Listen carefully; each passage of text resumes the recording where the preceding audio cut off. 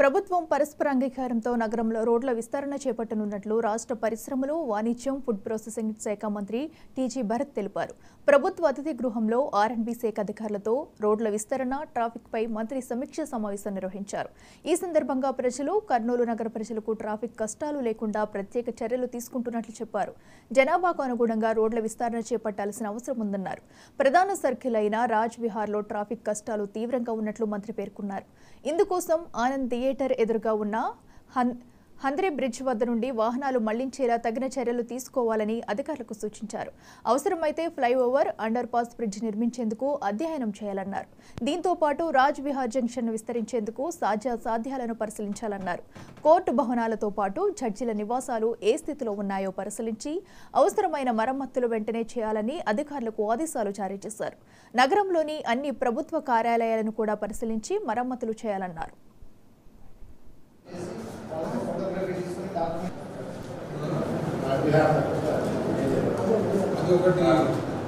Medical college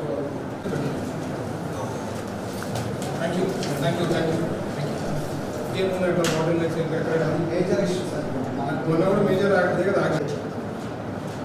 దాన్ని base చేసుకొని speed breaker వేయాలని 4 చోట్ల ప్లాన్ చేస్తారు.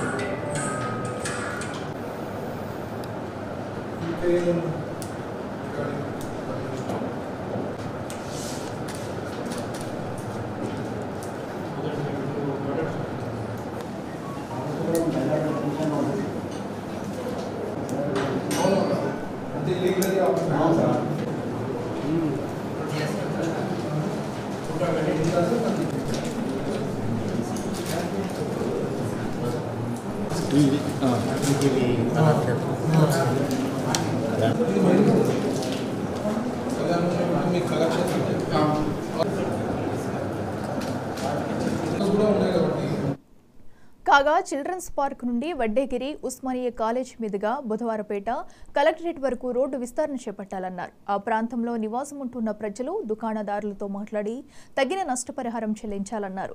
ప్రజలు, ప్రభుత్వం పరస్పర అంగీకారంతో నగరంలో రోడ్డు విస్తరణ జరగాలని ఆదేశించారు.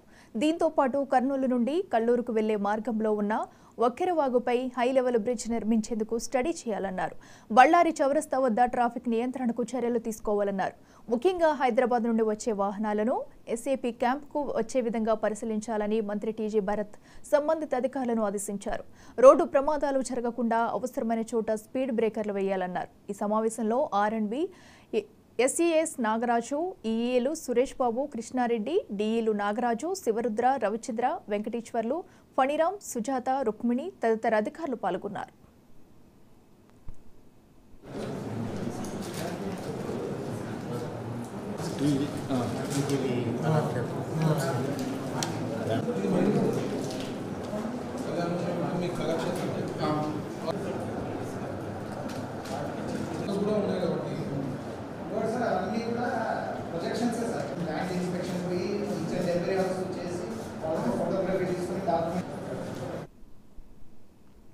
ఎమ్మెల్సీ కవితతో మాజీ మంత్రి హరీష్ రావు భేటీ అయ్యారు.